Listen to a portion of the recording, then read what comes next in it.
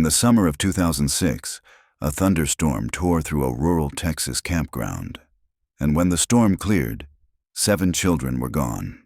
No bodies, no witnesses, just a single scorched log and a silence that lasted for decades.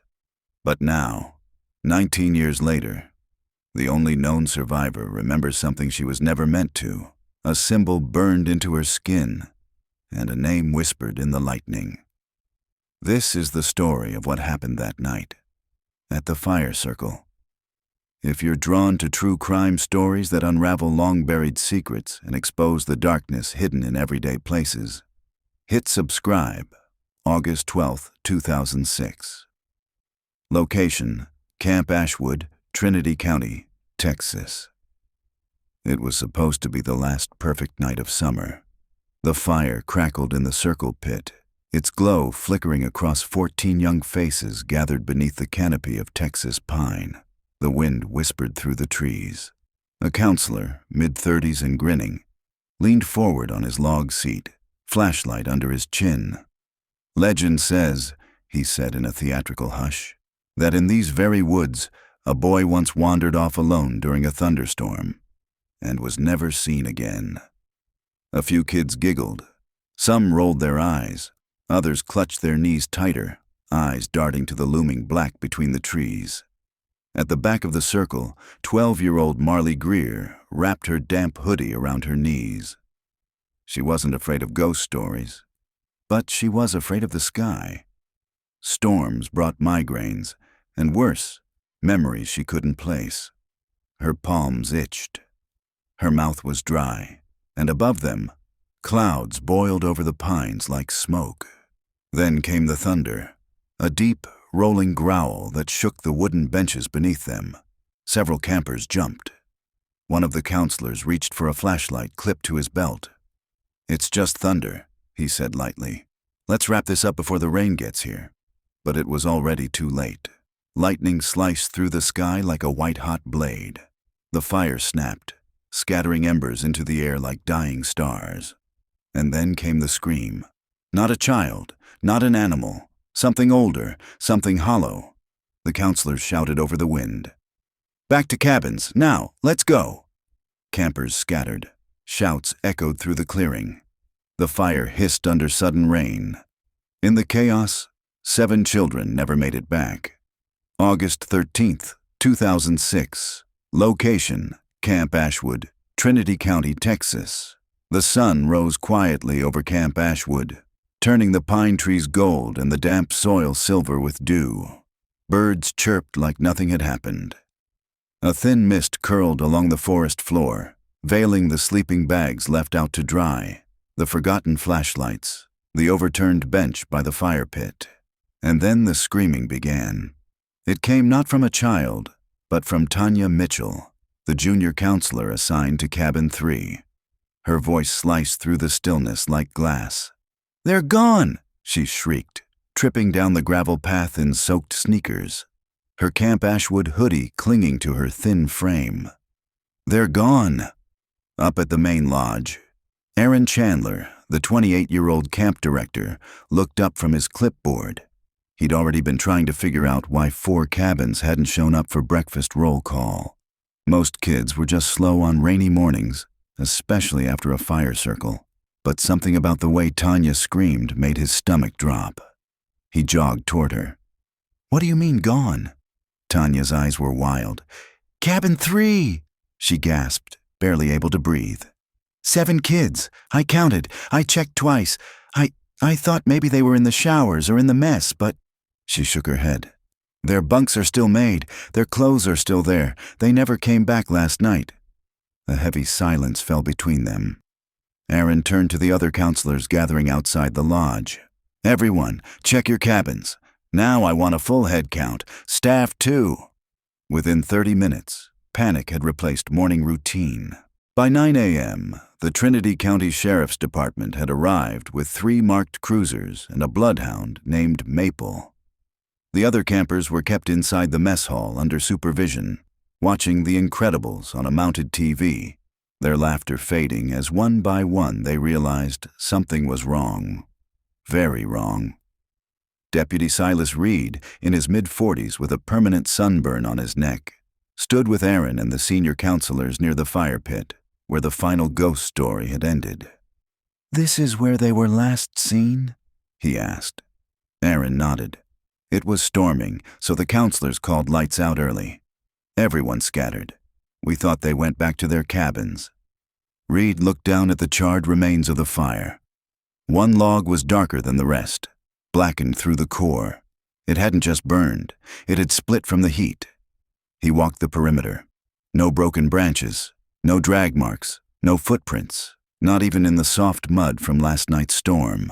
It was like they had evaporated. "Names," Reed said. "I need names." Aaron handed him the emergency binder. The missing campers were Daniel Danny Cordell, age 11, Kayla Tran, age 9, Mason Weiler, age 12, Thomas and Lucia Ortega. Twin siblings, age 10, Brooklyn Hines, age 8, Noah Meeks, age 11, from different cabins, different towns. No common thread except that they'd all been at the fire circle, and the only one who might have seen anything was Marley Greer. Marley sat on the nurse's cot, shivering in a blanket despite the summer heat. Her fingertips were wrinkled, her sneakers were damp, and across her collarbone, just beneath the edge of her shirt, was a strange, light pink welt, almost like a burn. No one had noticed it until she winced when the nurse adjusted her collar. "Do you remember anything after the fire circle?" Deputy Reed asked gently. She looked past him, eyes unfocused. "There was lightning." "Anything else?" Her brow furrowed. I heard someone calling me, a voice, but it wasn't anyone I knew." "Did you see anyone leave the fire circle?" "I don't know. Everyone was screaming. I tripped. When I got back to my cabin, I thought I was the last one." She trailed off. The nurse gently touched her wrist. "You're safe now, Marley." Marley didn't answer. Her hand went to her collarbone again. By noon, the search party numbered over 50. Campgrounds, trails, the river, even the highway. No sign of the 7 children. The dogs picked up a scent near the fire pit, then lost it completely, as if it vanished into thin air. No blood, no torn fabric, no signs of struggle. The rain had come down hard, sure, but still, it was too clean. When the FBI arrived 36 hours later, the entire camp was closed. Parents were called. News vans set up near the entrance. For a few weeks, Camp Ashwood was all anyone talked about. Then, gradually, the headlines faded. No suspects, no leads, no children. Just 7 names added to the growing list of the missing. And Marley Greer, the last one to see them alive, who woke every night after that screaming about fire. About a symbol she could never draw the same way twice. About something she called the Whisperer in the Woods. August 15th, 2006. Location: Trinity County Sheriff's Office, Texas. The chairs in the waiting room were too small for grief. Too plastic, too clean. Rafael Ortega sat hunched forward, elbows on knees, fists clenched so tight his knuckles were bloodless. Beside him, Marta Ortega gripped her purse in both hands, the leather strap twisted nearly to the point of tearing. Across from them, Sheriff Kenneth Wolfe, a tall man with storm-colored eyes and 3 decades of law enforcement behind him, rubbed his temple and stared at the report in his lap like it might rearrange itself into something useful. "Mr. and Mrs. Ortega," he said gently, "I know you want answers. We all do, but right now, we don't have enough information to—" "You don't lose 2 children." Marta's voice cracked, rising like a snap of brittle wood. "You don't misplace twins. They were under your protection." Wolfe didn't flinch. He'd faced furious parents before, but this was different. 7 missing, no trace, and no leads. "We're treating this as a suspected abduction," he said carefully. "There were no signs of a struggle, but the circumstances, they're not normal. FBI is still coordinating with missing persons and national databases. I promise, we are not giving up. Don't promise me." Raphael's voice was low and tight. "Bring them home." Wolf looked down at the paper again. The names were starting to blur. He needed something. Anything. Down the hall, Detective Mason O'Connell stood at the window in interview room B, arms crossed, staring through the one-way glass at the girl on the other side. Marley Greer sat at the table, still wearing the same camp hoodie from the night of the storm. She was silent. Her hair hung limp over her face, and her fingers moved constantly, not fidgeting but drawing, over and over again, on a piece of scrap paper. The same strange shape, a tangled spiral, crossed lines, a hook, then erased, redrawn, again. "She's done it 10 times now," said Deputy Silas Reed, standing beside O'Connell. "Won't stop. Says she has to get it right." "Has the camp counselor confirmed anything?" "She was near the fire when it hit. Saw the kids get up, but after the lightning strike, blackout. The rest is blank." O'Connell nodded slowly.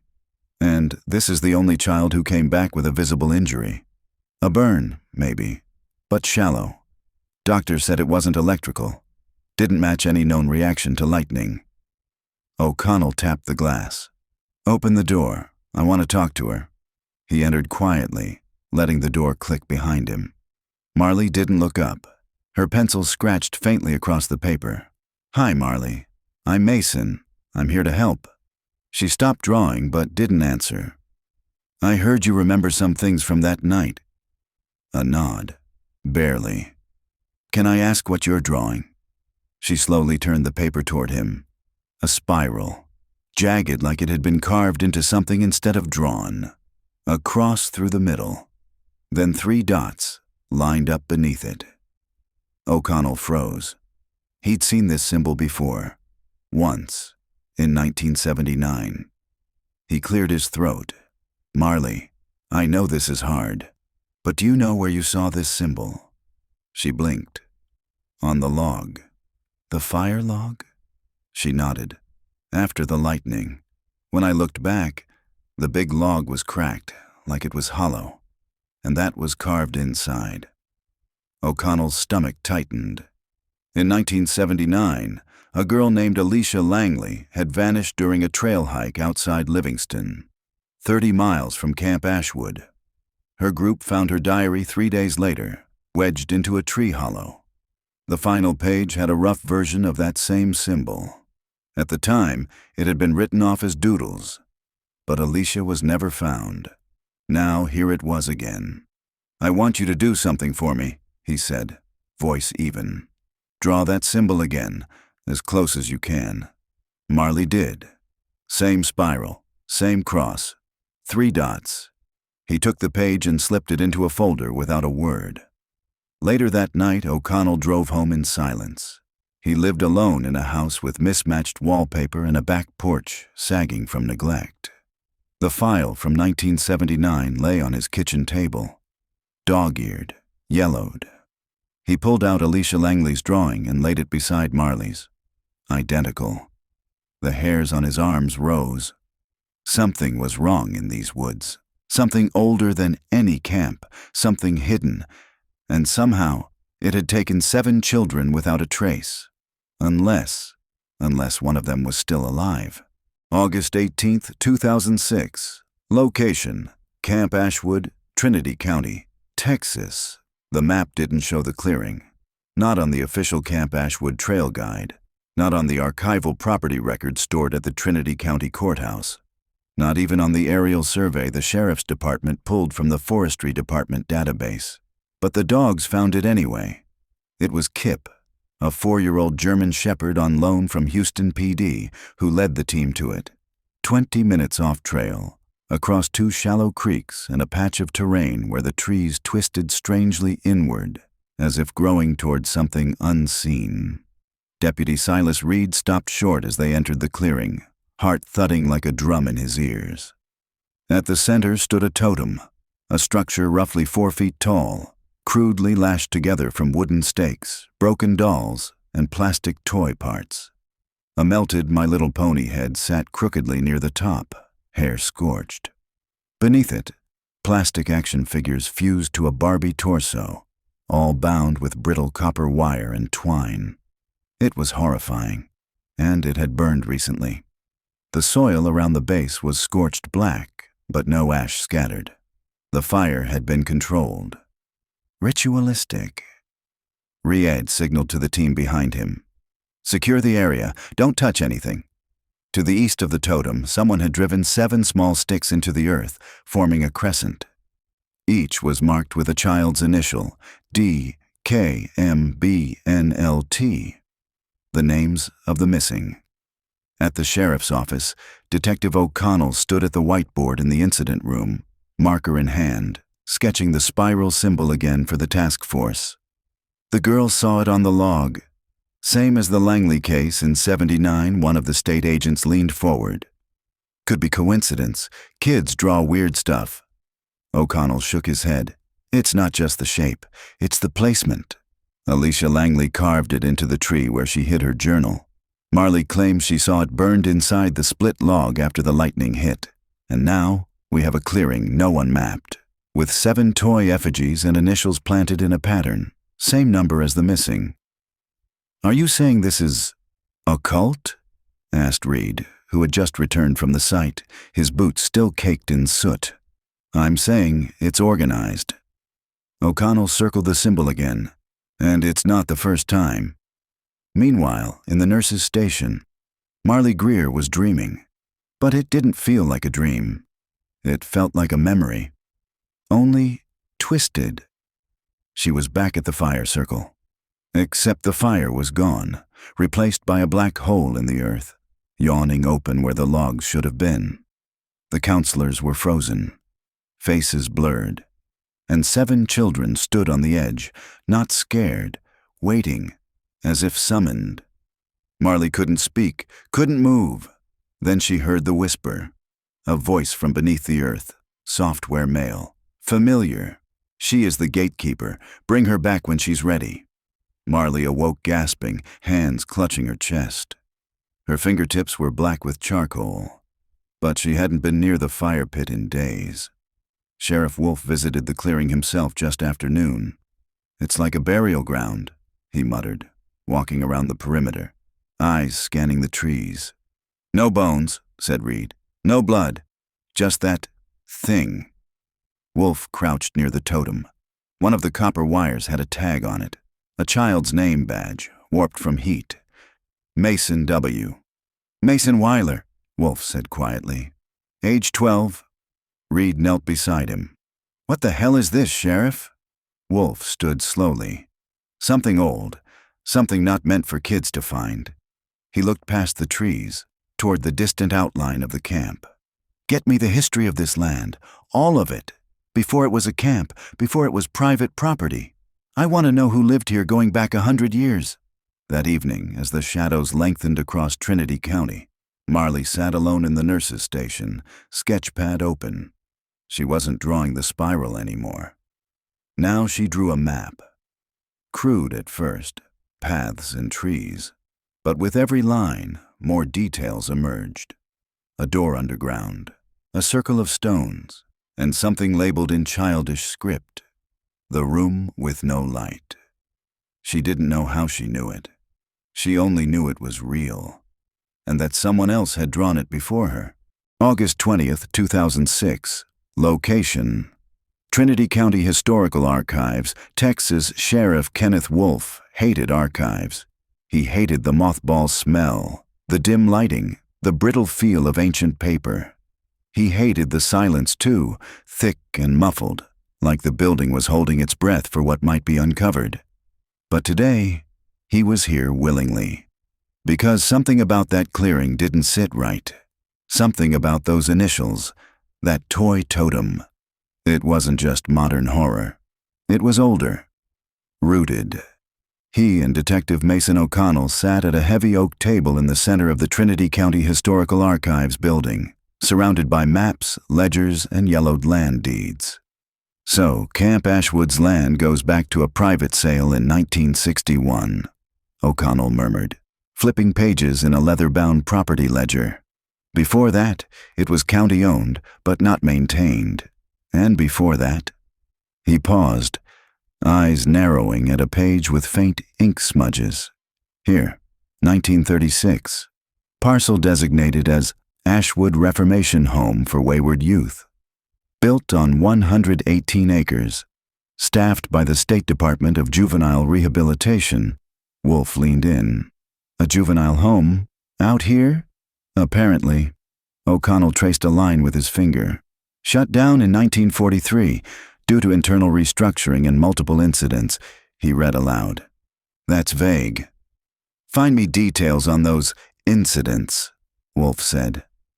O'Connell looked up. I'll try, but records from the 1930s weren't exactly thorough, and if this place really was shut down under suspicion, it might have been buried deliberately. Wolf tapped the table. Then we dig. An hour later, Wolf discovered a black and white photograph, slipped between folded floor plans. The image was grainy, damaged by time, but one detail stood out immediately: a circle of flat white stones in the woods. At the center, a group of children in uniforms. Most were smiling, except one. A girl, half-turned, eyes wide with fear. And in the shadow behind her, something else, an adult figure. Unnamed, unsmiling, and partially blurred as if by movement. O'Connell leaned closer. This was taken at the Reformation Home? Wolf nodded. Says so on the back. Summer Assembly, Ashwood Home, July 8, 1938. That circle of stones, O'Connell said, pointing to the background. It's the same layout Marley drew, the map. It matches. Then she didn't make it up, Wolf said quietly. She remembered it, O'Connell whispered. Somehow. Back at the sheriff's office, Marley sat in a side room under supervision. She hadn't spoken much since yesterday, but her drawings kept coming. Today's page was different. Instead of a symbol or map, she'd drawn a room. Square, no windows, one door, a row of 7 small beds drawn with eerie precision. One figure sat upright on a bed, the rest were missing. Underneath, in shaky handwriting, the room with no light. He lives below. Deputy Reed entered carrying a takeout bag.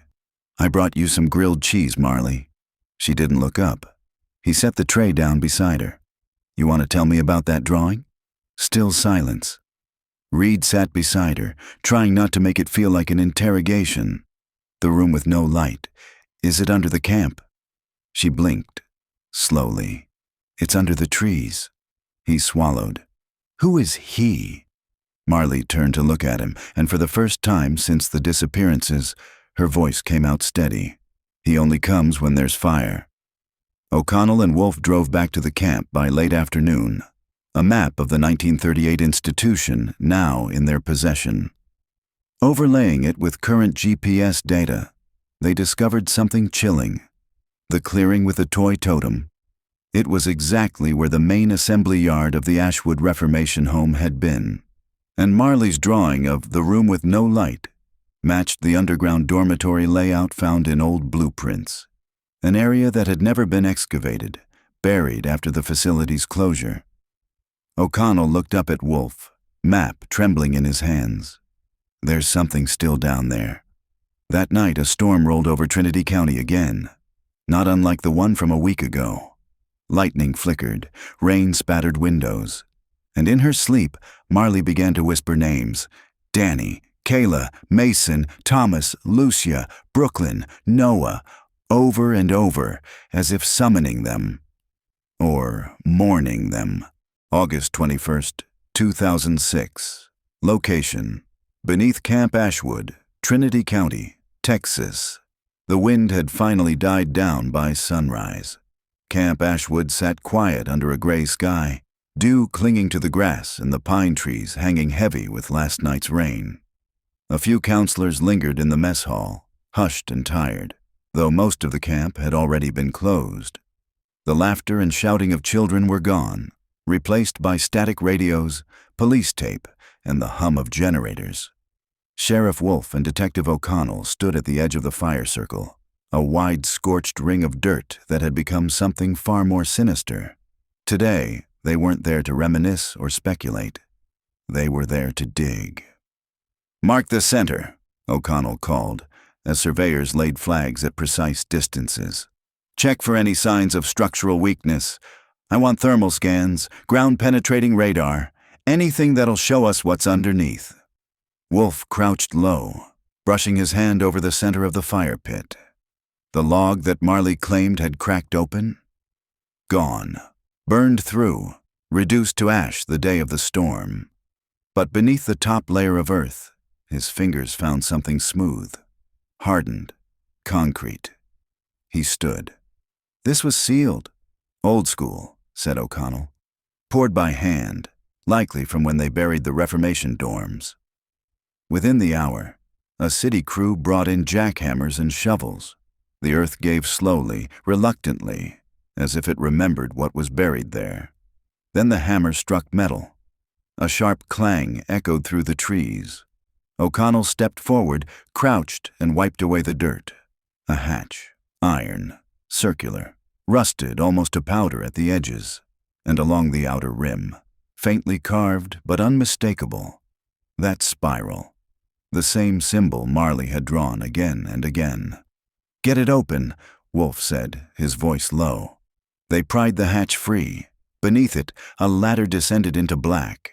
The space below was not a root cellar. It was a room, stone walls, low ceiling, no windows, and the smell, stale mold and something else, something older, like copper and rot. Flashlights pierced the dark, revealing rows of narrow iron bed frames, rusted through, lining both walls. On the floor lay children's shoes, discolored by time. One had a name tag sewn into the tongue, Kayla. O'Connell swept his light across the far wall. A door, thick, steel, bolted from the outside. "They locked it from this end," Reed whispered behind him. "Why would they lock it from this end?" "Not to keep kids in," Wolf murmured. "To keep something else out." O'Connell stepped closer to the bed nearest the door. Scrawled into the wall beside it, scratched deep into the stone with what looked like a spoon or nail.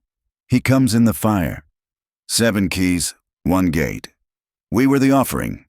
He turned back, bile rising in his throat. "I want a forensics team down here now. Soil samples, prints, hair, anything." Then he paused. Something crunched beneath his boot. A crumpled paper, yellowed, nearly disintegrating. He crouched and opened it slowly. Inside was a crayon drawing. 7 children standing in a circle. Above them, something loomed. Long arms, no face, spiral carved into its chest. Back at the sheriff's office, panic was mounting. Marley Greer was gone.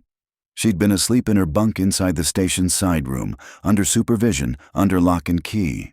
But at 4:13 a.m., the deputy monitoring her nodded off. When he woke 20 minutes later, the bed was empty.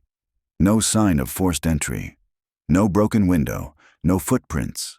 Only her sketchbook, left open on the pillow.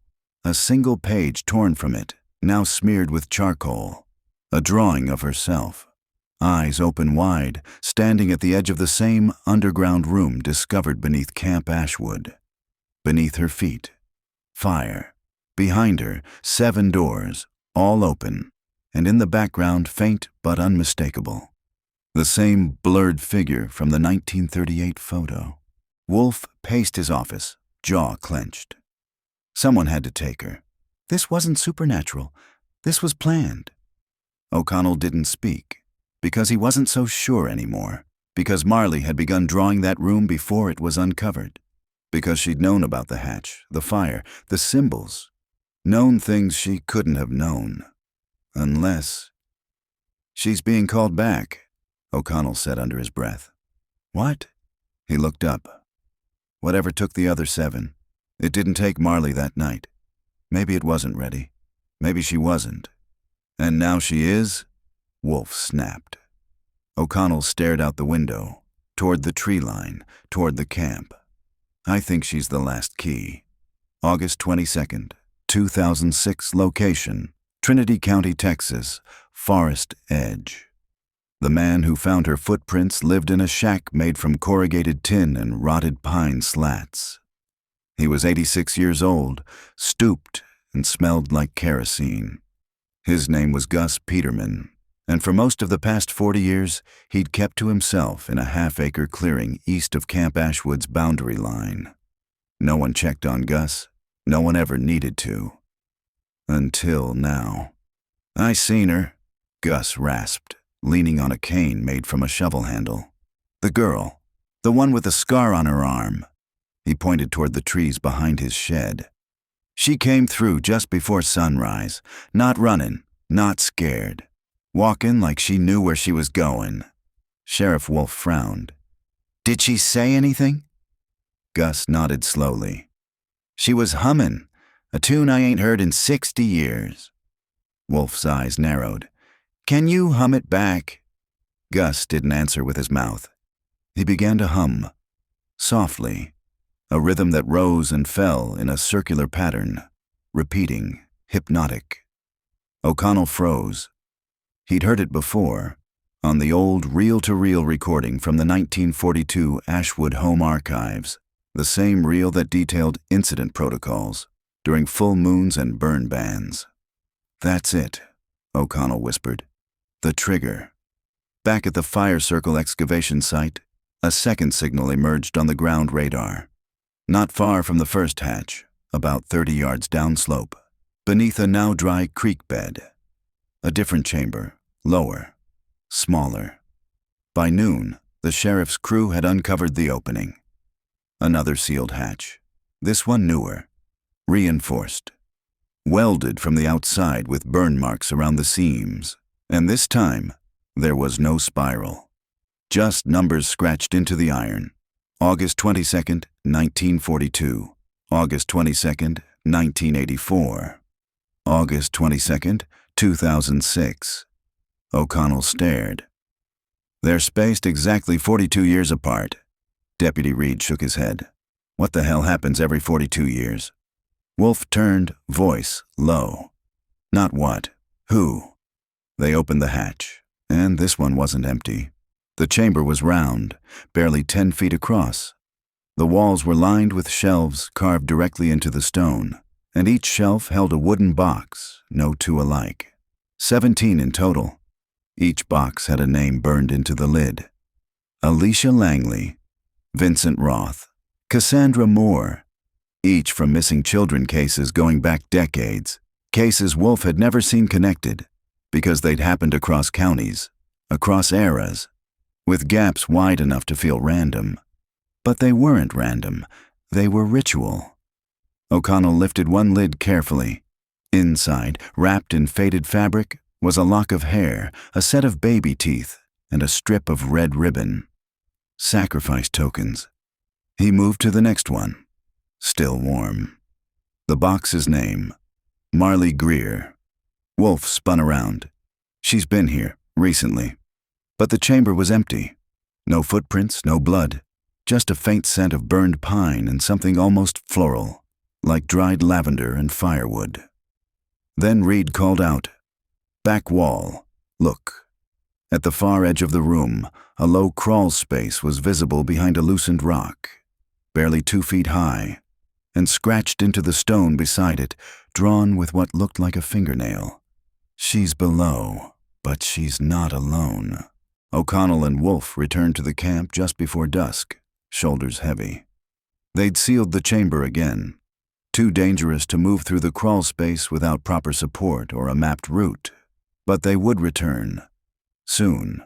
For now, they had more immediate concerns. The 1984 files had just arrived from the State Cold Case Division. Wolf sat at his desk, sifting through photocopies, incident reports from Camp Astoria, another summer program upstate. 3 children had vanished from that camp in a thunderstorm. Same month, August. Same date, August 22nd. Only one child was ever found. He'd been discovered 6 days later, wandering a ravine, clothes soaked, eyes vacant. He never spoke again. But inside his pocket was a crayon drawing. A circle, 7 children, and a shadow behind them. The exact same drawing Marley had left behind. That night, the woods east of the camp seemed to whisper. No wind, no animals, just a pulsing quiet. And somewhere beneath the forest floor, beneath the tree roots and concrete and crawl spaces, Marley opened her eyes. She wasn't bound. She wasn't hurt. She was lying on soft earth, staring up at a ceiling made of twisted branches and smooth stone. Shapes moved around her. Quiet, careful, small. Children. "Are you ready now?" one of them whispered. Marley nodded, and from somewhere in the darkness, a voice answered, "Then the gate opens." August 23rd, 2006. Location, Camp Ashwood Command Post, Trinity County, Texas. The search had shifted from desperate to methodical. By dawn, the camp was crawling with professionals, search and rescue dogs, forensic archaeologists, media vans parked along the main road, and a team from the Texas Rangers. The old trails had been flagged, gridded, and mapped with precision. And yet, no one could find Marley. What they did find was her sketchbook, left at the base of a tree 2 miles from camp. This time, the drawings were different. Not memories, predictions. O'Connell stood under the pop-up canopy erected beside the search grid. The newest sketch lay in front of him, protected in a plastic sleeve. It showed the camp command post, drawn from a slightly elevated angle. Inside the drawing, Sheriff Wolf at the table, Reed leaning against the truck, and himself, holding this exact sketchbook, staring at this exact page. It had been drawn before any of them arrived here. "Jesus," Reed muttered. "How does she know this?" "She's not remembering," O'Connell said softly. "She's channeling it." "As it happens, you mean she's—" Reed trailed off, unsure how to say it. "Connected." Wolf had his doubts. He didn't like psychics. He didn't trust mystics or hypnotists or anyone who tried to fill in blanks with what felt right. He trusted evidence, witness statements, timelines, but the evidence wasn't helping. The timeline made no sense, and the drawings, those damn drawings, kept beating them to their own discoveries. So, when Eloise Rayner arrived that afternoon, flown in from Dallas by request of the Texas Rangers, Wolf didn't argue. She was calm, late 40s, with a voice like smoke and posture like glass. She didn't call herself a psychic. She called herself an interpreter. "I don't see the future," she told them. "I listen to where it's already echoing." She examined the spiral first, from Marley's early drawings. Old symbol, Celtic in origin, found in caves, stone circles, and grave mounds across Europe. But the one Marley draws? This variant southwestern. Rare. Apache, maybe. And it's not a spiral. She pointed to the lines again, tracing the pattern in the air. "It's a binding mark." O'Connell leaned in. "Binding what?" "Not what," Eloise said. "Whom?"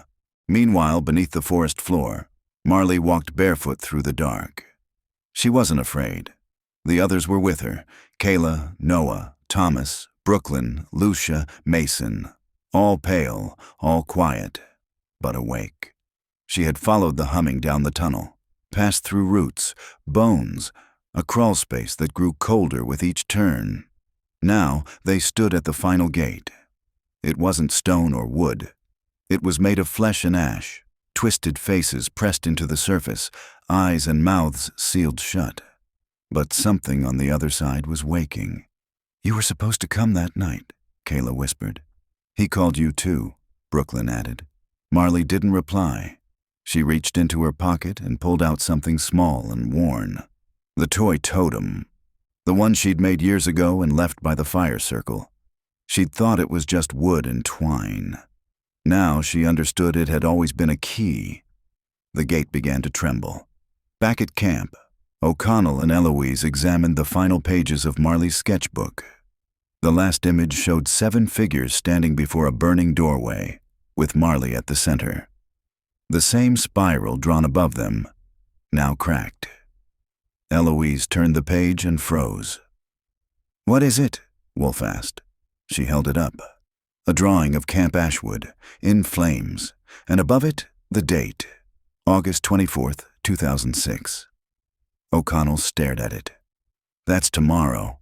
Eloise nodded. "It burns unless we stop it." Wolf leaned in, his voice like gravel. "How do we stop it?" Eloise didn't answer right away. Instead, she placed her hand over the sketch and whispered, more to herself than anyone else, "We don't stop it." She does. August 24th, 2006. Location: beneath the forest floor, Trinity County, Texas. The fire began below.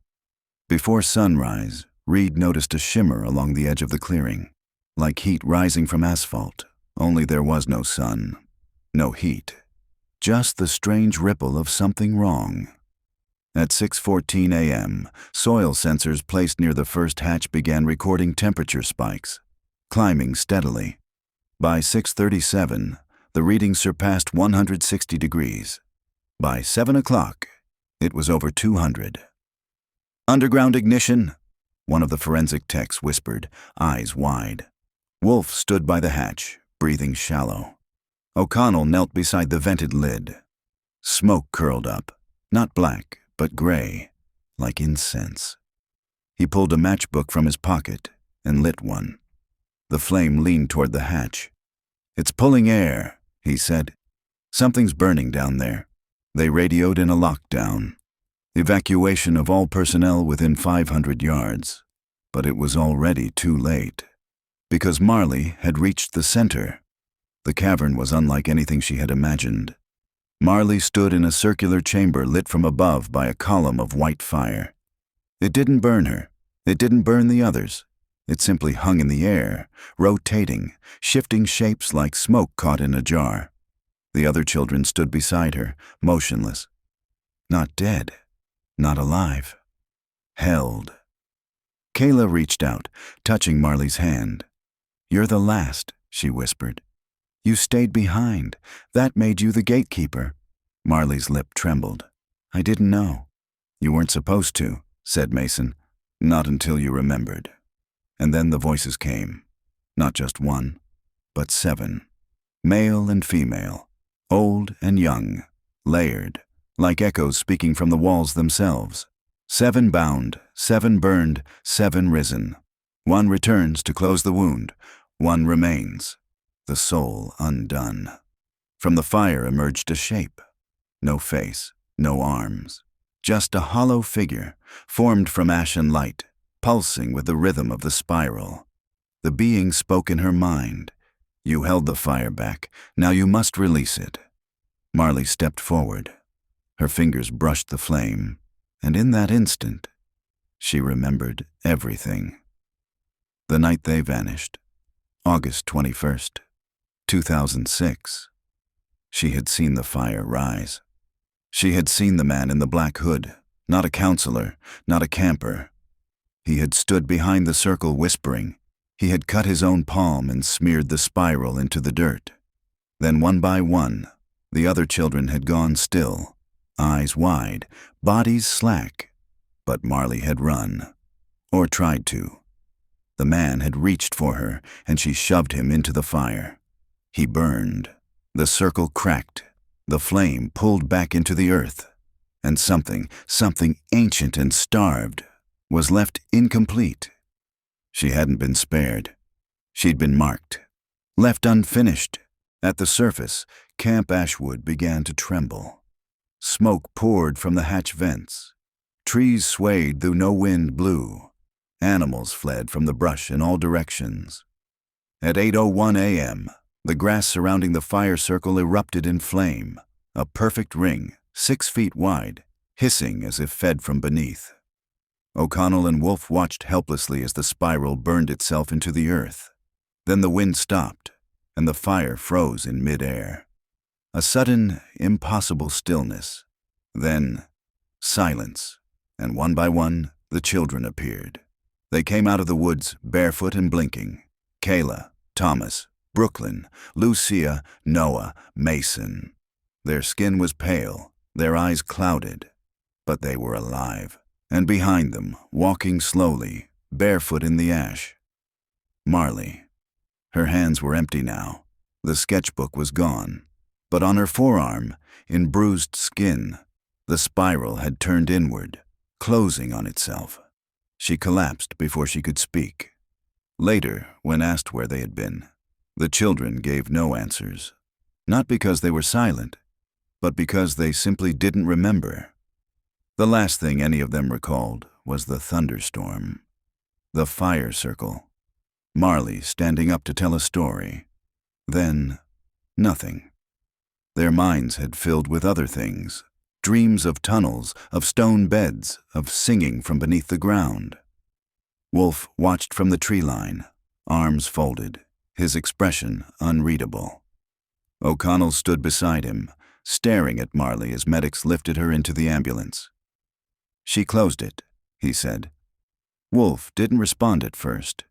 Then, "I'm not sure it can stay closed." August 26, 2006. Location, Trinity County Medical Center, Texas. The girl had not spoken in 34 hours. Marley Greer lay in a narrow hospital bed, eyes half open, blinking slowly as nurses moved around her. Monitors beeped softly in the dim room, but her vitals were stable. It wasn't her body that troubled the doctors. It was the marks. Burn-like patterns had begun to appear on her skin overnight. Spirals, shallow as if traced with a hot wire. Her right shoulder, the backs of both thighs, one beneath the rib cage. Not random. O'Connell stood beside the bed, silent. He had seen stigmata before. Ritual branding. But this wasn't that. This wasn't done to her. It looked like it had grown from the inside out. Downstairs, Eloise Rayner waited in the hospital chapel. She sat in the second pew, facing forward, her notebook open beside her, filled with cross-references, symbols from Marley's sketches, fragments from camp folklore, and a photograph taken in 1932 of the original Ashwood home. The photograph showed a group of children in hospital gowns, standing in a circle, heads bowed. Above them, carved into the wall, was the same spiral, but it was inverted. A note scribbled in the margin read, "Binding ritual. Must be reversed. Gate resets every 42 years." Eloise traced the lines with her finger. She understood now. The cycle didn't end with Marley's return. It simply started again. At Camp Ashwood, the fire investigation turned up something buried. Not bone, not ash, concrete. 8 feet beneath the earth near the second hatch, a backhoe struck reinforced slabs, sub-basement structures far older than the camp's known footprint. The architectural style didn't match anything built after 1950. Smooth, symmetrical, institutional. Reed called it in. 3 hours later, a state records analyst faxed a document to the command trailer. Wolf read it aloud to O'Connell and Eloise. Texas State Hospital records indicate the original Ashwood home property included an underground psychiatric wing, built in 1919, used for the housing of juvenile catatonia patients and dissociative cases. Officially closed in 1943 after multiple suicides and a patient-led fire. Structure presumed demolished. But it wasn't demolished. It was buried, sealed, forgotten. And now, it was open again. Marley opened her eyes at dusk. Outside, the sky glowed soft orange, a dusty Texas sunset spilling through the blinds. A nurse gasped, "She's awake!" But Marley didn't speak. She reached to her side and with trembling fingers pulled her sketchbook from beneath the pillow. It hadn't been there earlier. No one had brought it in. She opened it to a blank page, then began to draw. Down the hall, Wolf leaned against the window, talking to O'Connell in a low voice. "I've seen this before, not here, but in McAllen. In 1984, 3 kids disappeared during a summer flood. Found them 5 days later in a grain silo 20 miles away. No one knew how they got there. All they said was, 'He brought us.'" "Who's he?" O'Connell asked. "Never figured that out," Wolf muttered. "Just vanished until now." O'Connell studied Wolf's face. "You think it's the same thing?" "I think it never went away," Wolf said. "We just stopped noticing." At 10:14 p.m., Marley handed her sketchbook to the nurse on duty and pointed to the page. The drawing showed the underground hospital. 6 rooms, 1 hallway, and a circle at the very center, surrounded by a broken wall. Inside the circle, 1 small figure drawn in red. And above the figure, in black ink, a single word written in block letters, "Still here." August 27, 2006. Location: sub-basement ruins beneath Camp Ashwood, Trinity County, Texas. They broke through the slab at dawn. A tactical team from DPS, Division of Emergency Response, moved in first. Helmets, body cams, thermal readers. They descended by harness through a jagged hole cut into the earth, 8 feet wide, shored with timber and metal braces. O'Connell watched the monitors from the command trailer. What they found below wasn't burned. It was preserved. The basement structure spanned nearly 4,000 square feet. Corridors, staircases, and 6 small chambers, each no larger than a solitary confinement cell. No windows, just iron doors with vertical slots and small brass nameplates riveted to the center. Names like Leonard C. Fisher, R. number 013-No ID. Each room contained a bed, a desk bolted to the wall, and in one case, an old tape recorder, upright and clean as if it had been used yesterday. Reed knelt beside it. He hit eject. Inside was a tape labeled Experiment 9B, Lingering Identity. He held it up to the camera. "Get me something to play this on." 10 minutes later, the sound began filling the command trailer. "Tape begins." A child's voice, maybe 8 years old, sings softly in the background. Unclear melody. Adult male voice. "What's your name?" Child. "No." Adult. "Do you remember where you came from?" Child. "Nowhere." Adult. "Do you know why you're here?" Child. "To keep it asleep." Adult. "What happens if it wakes?" Child. Quietly. "It starts over." Loud feedback. Adult. "Describe the dream again." Child, now whispering.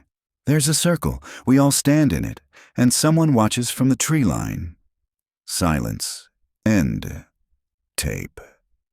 Eloise stared at the wall of the trailer, her hands gripping the edge of the table.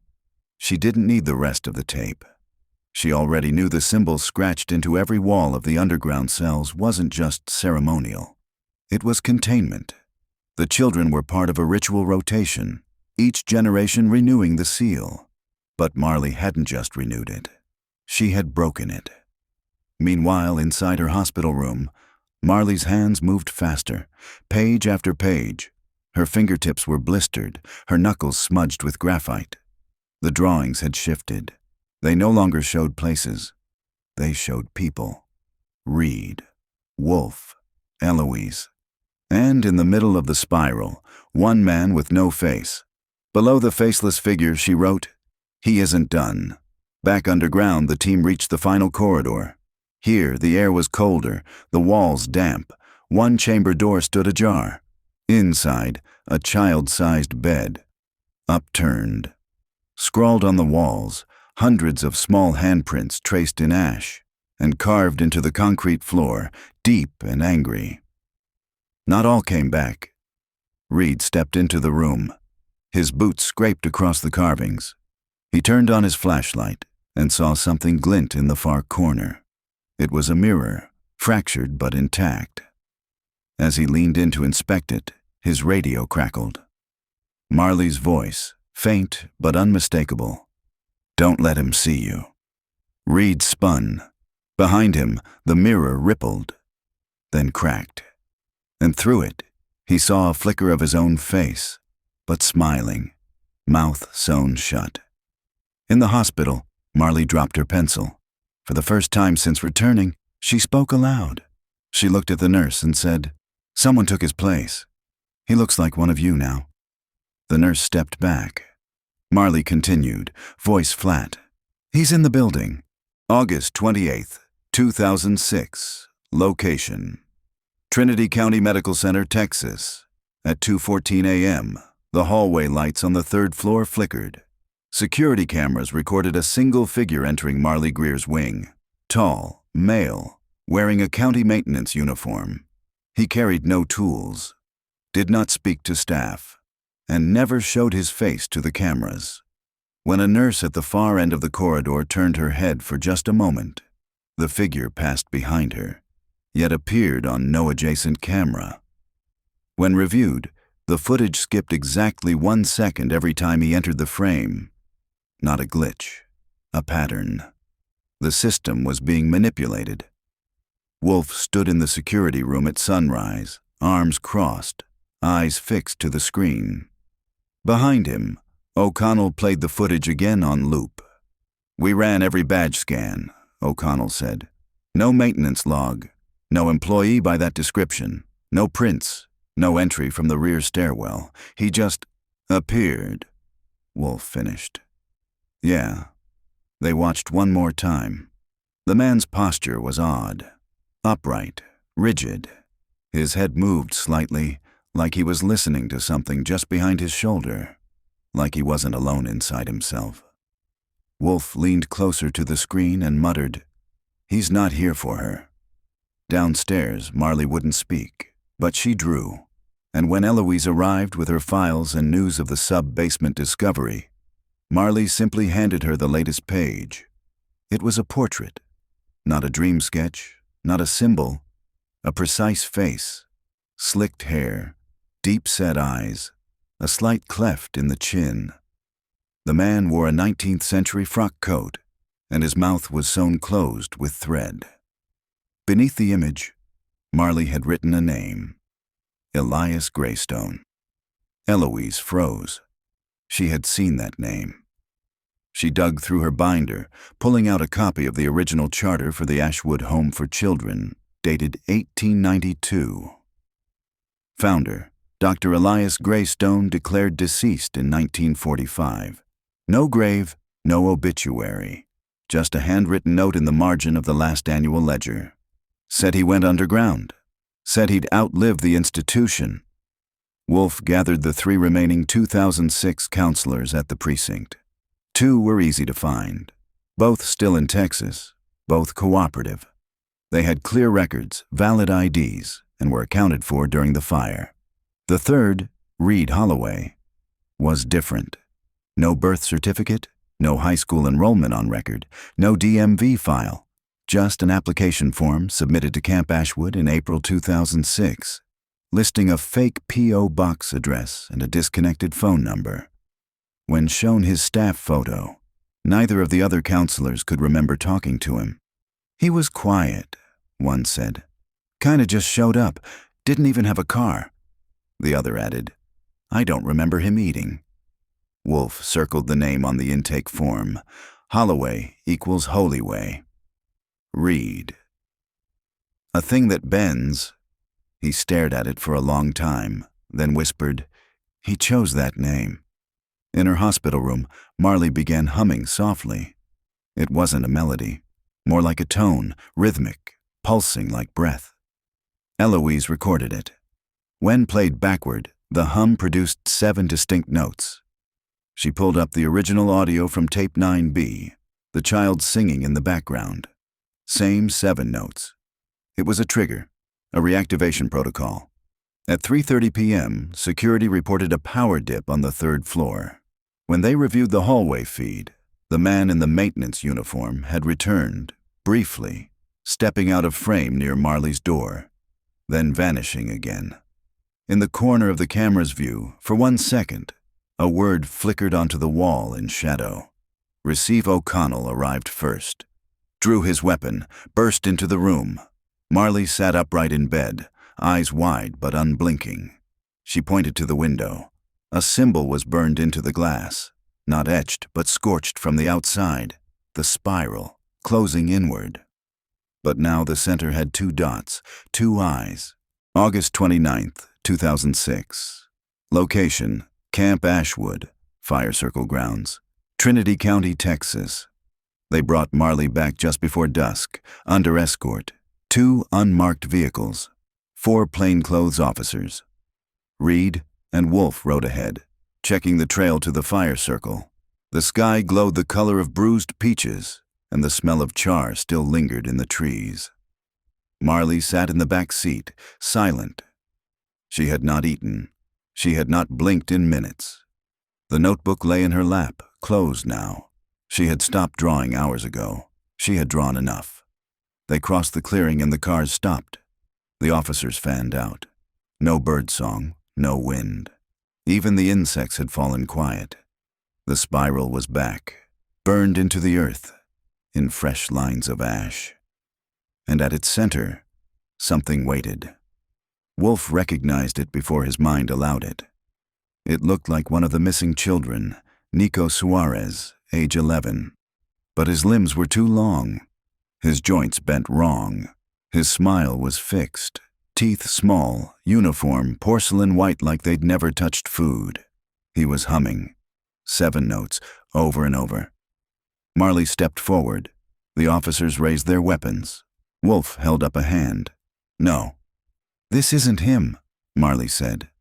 Her voice was stronger than it had been in weeks. "It's not Nico." "Then what is it?" Eloise asked. Marley pointed to the figure and said, "It's what he left behind." Greystone had never tried to escape death. He hadn't believed in death. He believed in memory as a vessel, in memory as a body. Every 42 years he returned, through ritual, through flame, through frightened children who remembered too much and too soon. The children of Ashwood hadn't been abducted. They had been auditioned, and Marley had been the only one to return because she had refused to forget. The cycle only held power if no one remembered. Now Marley stood in the center of the spiral. The knot boy raised his hand. He held out a shape, a mirror shard. She looked into it, saw her own face, then saw her face with her eyes sewn shut, then saw nothing at all. "I don't want to be the gate," she said. The figure tilted its head. "Then unmake it," it said. "That is the last rite." She looked to Wolf. "If I do this, it doesn't come back." "Are you sure?" She nodded. "Because I won't either." Wolf stepped forward. "Marley." But she was already kneeling, notebook in hand, tearing out each page. One by one, she fed them to the fire pit. Her drawings, her memories, the maps, the faces, the spiral, and with each page burned, the air lightened. The trees exhaled, and the knot boy began to unravel. Not burn, unwind, like thread pulled from a center that no longer existed. By nightfall, the clearing was empty.